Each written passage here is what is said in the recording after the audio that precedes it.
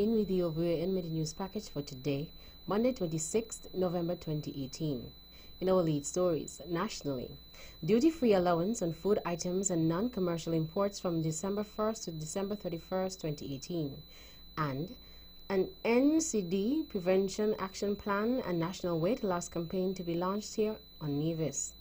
Regionally, Observer Media in Antigua to close down on November 30th amid fuss over severance payments. Internationally, Russia-Ukraine tensions rise after Kerch Strait ship capture. And in sports, England completes historic whitewash with tense victory against Sri Lanka. We'll have the details of these and other stories after this message.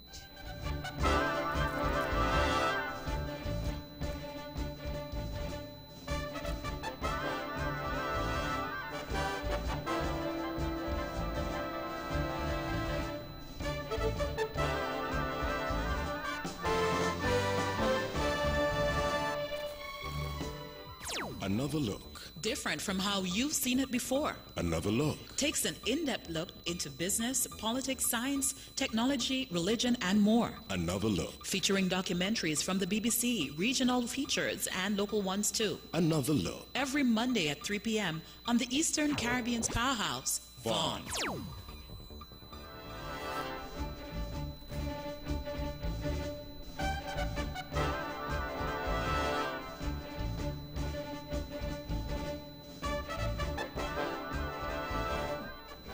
Welcome back. Another national news in detail. Citizens and residents here in St. Kitts and Nevis will enjoy duty-free allowances on food items and non-commercial December 1st to December 31st, 2018. In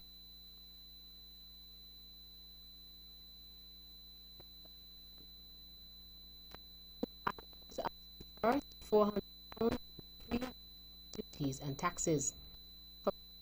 Traveling, those to gift packages coming in will be allowed a duty-free allowance of EC $540 or US $200 off the CIF cost, insurance, and freight value of those goods.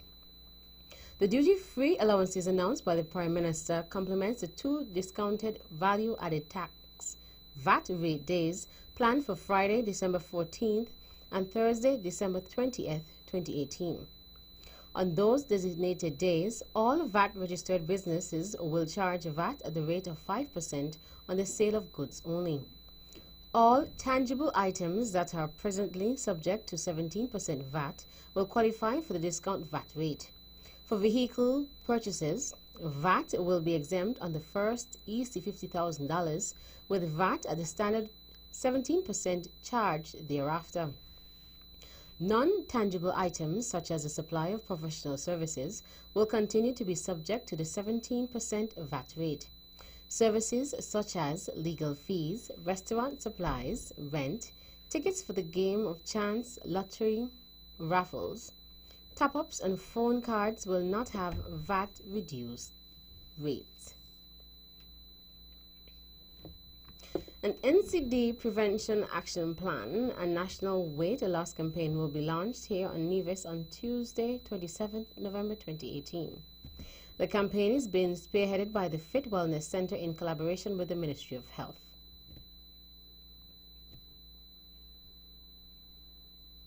We are fighting a global influence with the processed food. The food that we eat now is very technologically designed, where manufacturers have altered these foods to make them more addictive.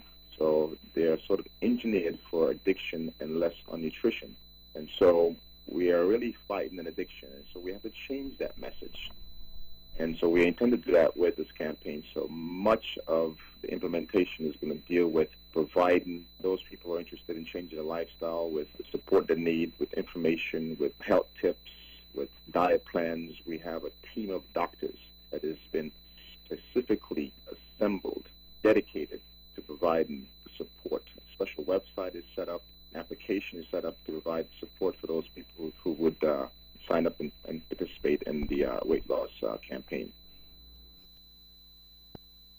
Mr. David Walwyn. The media launch will take place at the Ministry of Gender Affairs Conference Room on Government Road from 11 a.m. non-communicable diseases, NCDs, such as diabetes, hypertension, heart disease, and cancer, are major health challenges in St. Kitts and Nevis, with 83% of deaths in the Federation being due to those conditions. The new leader of the Nevis Party, Mr. Roberto Hector, continues to receive commendation for attaining his new position. The commendation comes from Premier of Nevis and leader of the Concerned Citizens Movement CCM Party, Honorable Mark Brantley.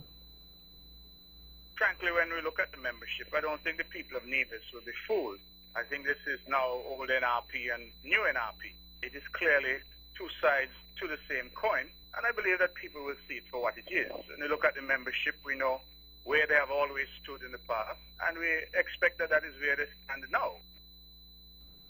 Mr. Hector was elected to the post on Sunday, October 21st, as the party's convention, which was held at the Jessup Community Center. He takes over from former leader of the party, the Honorable Joseph Parry. Mr. Hector was challenged by Dr. Kelvin Daly, who was elected as vice president. Premier Brantley expressed his willingness to work with the opposition and welcomed their ideas in an effort to move the country forward.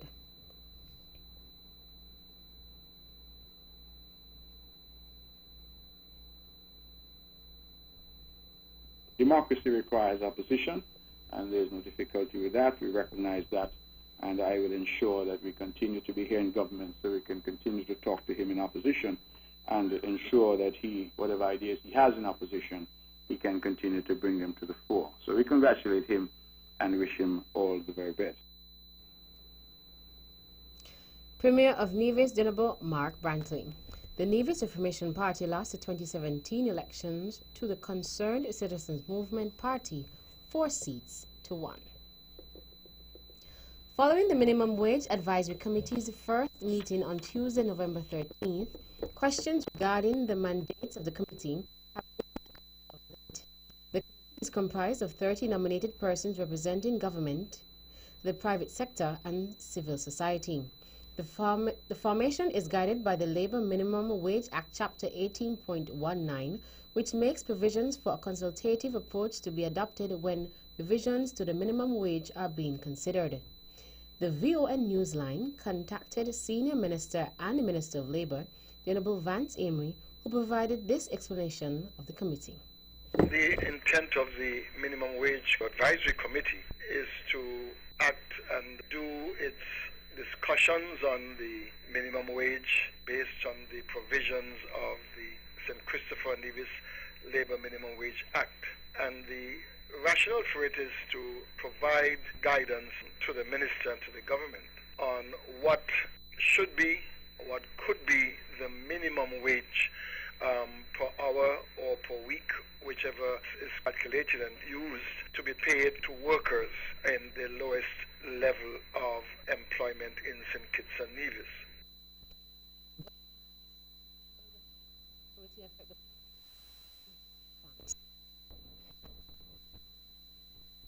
It does not mean that when that minimum wage has been set, that it will be that there is a compulsion that one cannot be paid below that rate, whatever it is.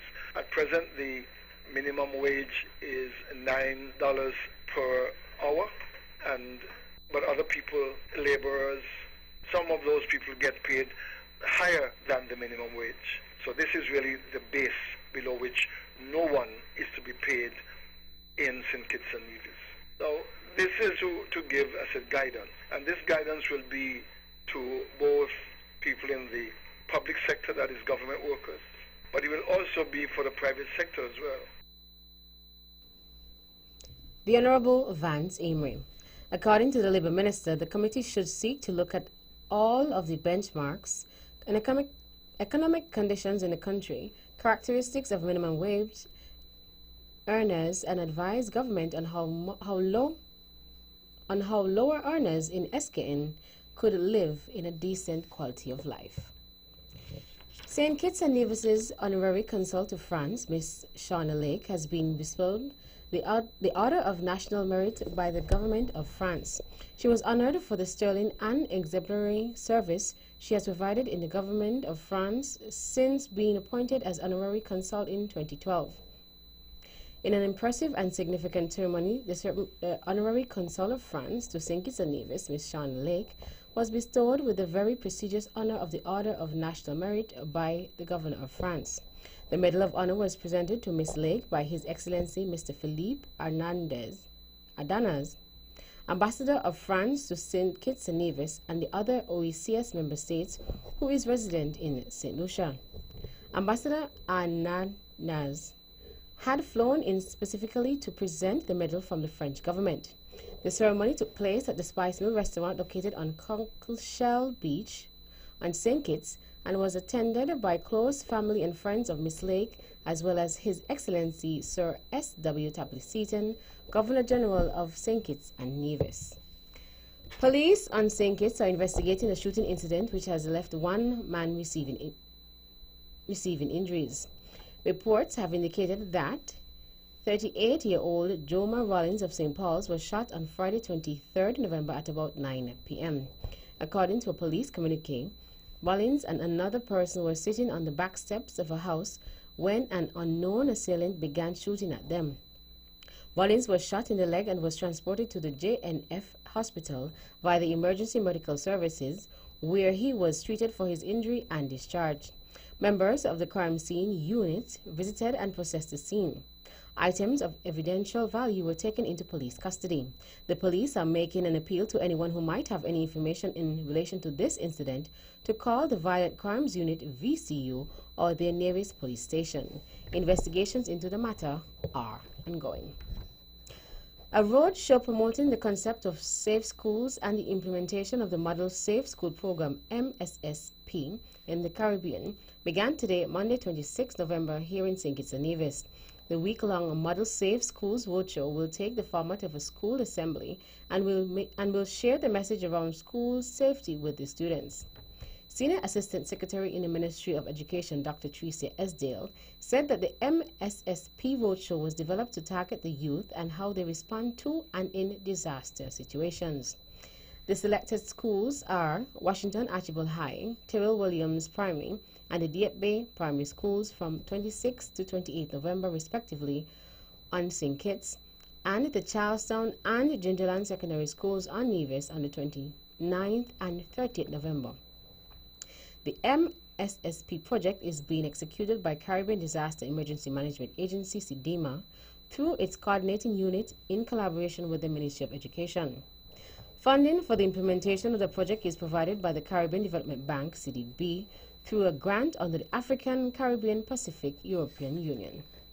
That's our national news segment. You can visit our website at www.vonradio.com, or you can check us out on our social page on Facebook at VON Radio and our VON Radio YouTube channel. News from across the region is next.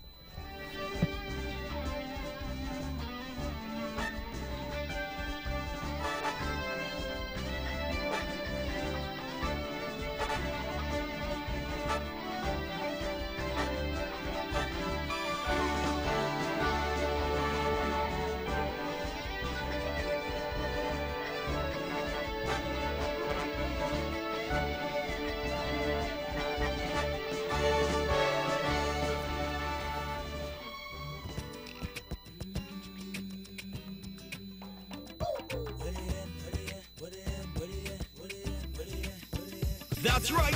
It's that time of the year once again where your bank, the Bank of Nevis Limited, is offering very low interest rate on brand new vehicles. But that's not all.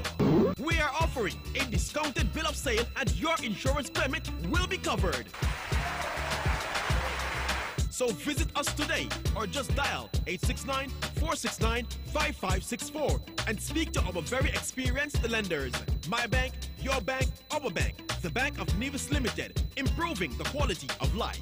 Like us on Facebook. If you wanna go and take a ride with me, we three willing in the four with the goldies. So why do I live this way? Must be the money. Terms and conditions apply.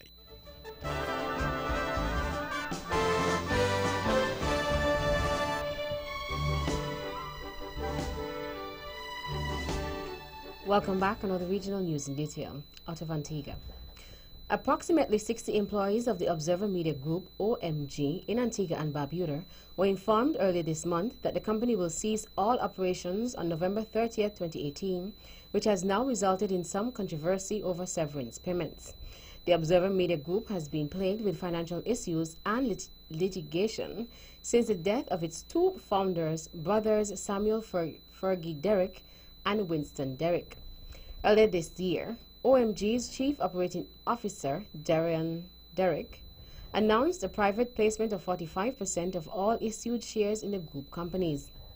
However, the Eastern Caribbean Securities Regulatory Commission stopped the offer, characterizing it as illegal because of OMG's inability to publish its audited accounts. Antigua and Barbuda Prime Minister Gaston Brown has advised OMG staff to take urgent action to ensure that their interests are protected in the planned closure. The Prime Minister said he is concerned about reports regarding the calculation of severance pay. He said severance payments should be the company's primary obligation. Out of the Cayman Islands. After almost 6 months of trying to secure a meeting with the British government to discuss the constitutional relationship between the Cayman Islands and the UK, Premier Alden McLaughlin has confirmed that talks have now been set for the next month. Mr. McLaughlin said that after the Overseas Territories Joint Ministerial Council meeting in London, he will head a delegation to persuade the UK that the 2009 Constitution needs to be revised to secure autonomous capacity in domestic affairs for the Cayman Islands government following what he has called the constitutional overreach regarding the beneficial ownership registry controversy. The Premier will be joined by opposition leader Ezard Miller and his deputy in a show of unity as they attempt to secure a new constitutional agreement that will see the UK's power confined to the enforcement and the implementation of international obligations, and where the Cayman Islands is not in breach of international standards, the power of internal self-governance is obsolete.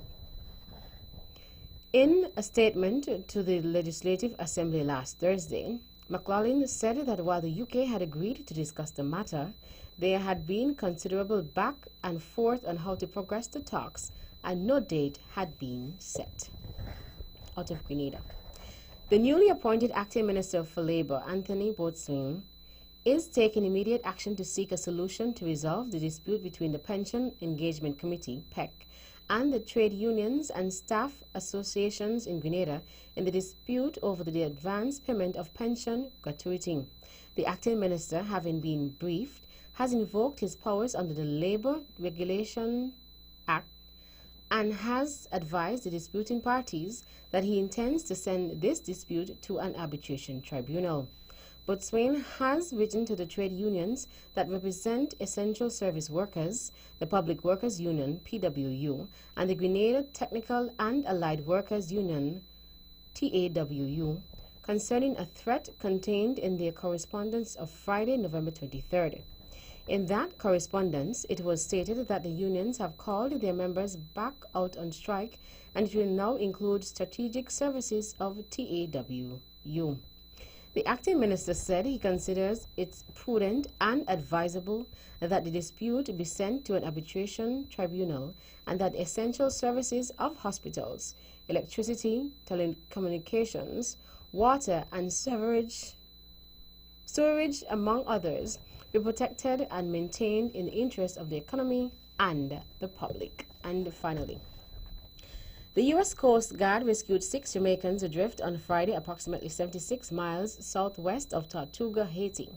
Rescued were Garnell Godson, 13, Rohan Smith, 50, Raymond Foster, 13, Jermaine Brown, 32, Marvin Buchanan, 39, Jermaine Lobibong, 33, all Jamaican nationals. Coast Guard cutter Thetis crew members observed a handheld flare and diverted to the original location of a disabled vessel that was on a voyage from Jamaica to Tortuga. The master of the vessel reported to be adrift for 2 days, and the crew was running low on provisions. The cutter Thetis crew safely embarked the 6 survivors and transferred them to Cuban authorities with no reported injuries. That's it for Original Stories. Stay with us for news from around the world.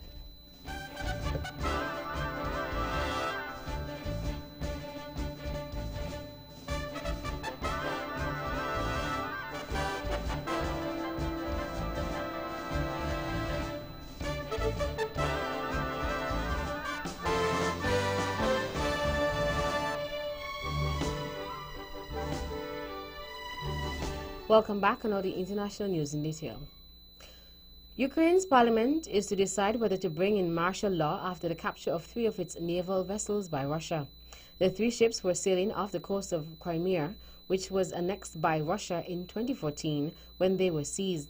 Ukraine said Russia rammed one of its boats in an act of aggression, while Russia said the ships had illegally entered its waters. Steve Rosenberg reports. Moscow has laid the blame on Kiev. A spokeswoman for the Russian Foreign Ministry accused Ukraine of sending the ships towards the Kerch Strait in order to deliberately provoke Russia. The Ukrainian authorities reject that. They've accused Moscow of military aggression. The 3 vessels were shot at and seized yesterday by Russian forces. It follows months of rising tension in waters off the Crimean Peninsula, with Kiev accusing Moscow of trying to establish a blockade of Ukrainian ports in the Sea of Azov. Mexico will deport Central American migrants who attempted to storm the U.S. border, its interior minister said. The group, part of the migrant caravan heading towards the U.S. from Central America, was rounded up after trying to cross the border violently and illegally on Sunday. Video footage shows dozens of people running towards the border fence near the city of Tijuana. U.S. border officers used tear gas to repel them. Rejecting the Brexit deal will be risky and lead to division and uncertainty, Prime Minister Theresa May will say to MPs who oppose her plan. Her Commons speech comes after the 27 other EU leaders approved the terms of the UK's exit at the summit on Sunday. Mrs. May now has to persuade politicians in the UK Parliament to back the deal. Today marks the culmination of our exit negotiations with the EU, but it also marks the start of a crucial national debate in our country over the next few weeks. Before Christmas, MPs will vote on this deal. It will be one of the most significant votes that Parliament has held for many years. On it will depend whether we move forward together into a brighter future or open the door to yet more division and uncertainty. The British people don't want to spend any more time arguing about Brexit. They want a good deal done that fulfills the vote and allows us to come together again as a country. So I will take this deal back to the House of Commons, confident we have achieved the best deal available and full of optimism about the future of our country. In Parliament and beyond it, I will make the case for this deal with all my heart, and I look forward to that campaign. And finally, a British academic who was jailed for spying in the United Arab Emirates has been freed after a pardon. Matthew Hedges, 31, denied spying and said he had been researching his PhD. His wife, Daniela Tejada, who appealed for clemency, said she was elated and can't wait to have him back home. Richard Galpin reports. Mr. Hedges' family made a personal appeal to the country's president for clemency after a court in Abu Dhabi had found him guilty of spying for a foreign state. And now Sheikh Khalifa bin Zayed Al Nahyan has issued a pardon with immediate effect, which means that Mr. Hedges will be able to return to Britain once formalities have been completed. Despite granting clemency, the authorities in the UAE still insist he was a spy and have shown a video of him allegedly confessing to working for the British intelligence agency MI6. He's always denied this, saying he was researching security and foreign policy in the country for his PhD. And that brings us to the end of our news segments. The latest in sports is next.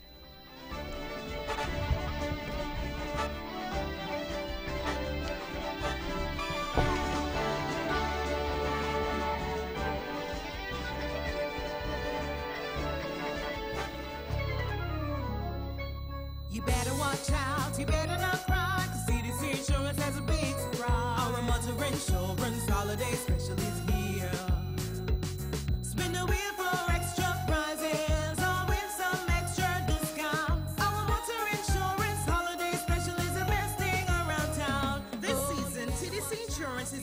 to all your motor insurance needs. Get up to 60% off your premium and qualify for a variety of prizes as you spin to win.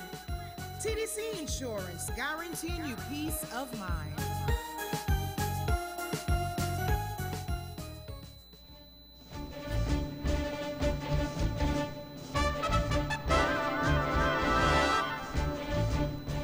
Welcome back. Another sports in detail.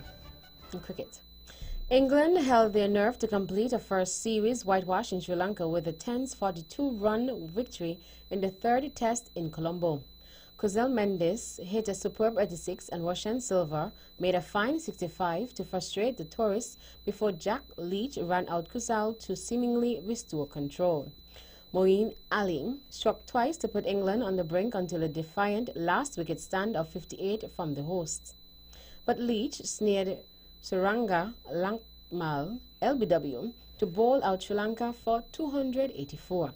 England's 3-0 victory is the first time they have won every test in a series in Sri Lanka, and it's only the third time after India last year and Australia in 2004 that a touring side has beaten the host by that scoreline.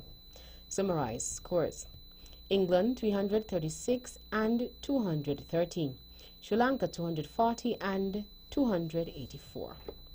In basketball, here are the scores from NBA games played on Sunday, 25th November 2018. Orlando Magic 108 to Los Angeles Lakers 104. Detroit Pistons 118 to Phoenix Suns 107. Atlanta Hawks 124 to Charlotte Hornets 123. Philadelphia 76ers 127 to Brooklyn Nets 125. Toronto Raptors 125 to Miami Heat 115. New York Knicks 103 to Memphis Grizzlies 98. Utah Jazz 133 to Sacramento Kings 112. Clippers 104 to Portland Trailblazers 100. And finally, in football, Sevilla went to the top of La Liga with a narrow win over mid-table Real Valladolid, a header by Portuguese former André Silva earning the points. The on-loan AC Milan player's 8th league goal of the season proved enough to replace Barcelona at the summit.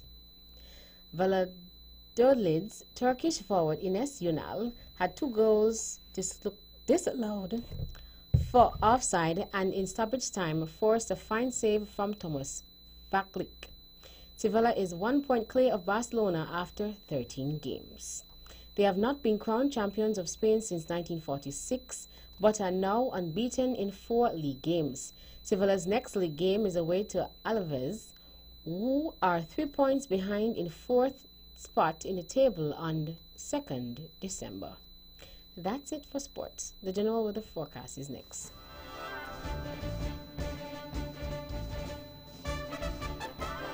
Welcome back. Another the local weather forecast for St. Kitts and Nevis. Weather tonight will be mostly fair with cool conditions. There will be mostly sunny skies tomorrow. Winds are east to northeast at 7 to 19 kilometers per hour or 4 to 10 knots, becoming variable or calm overnight.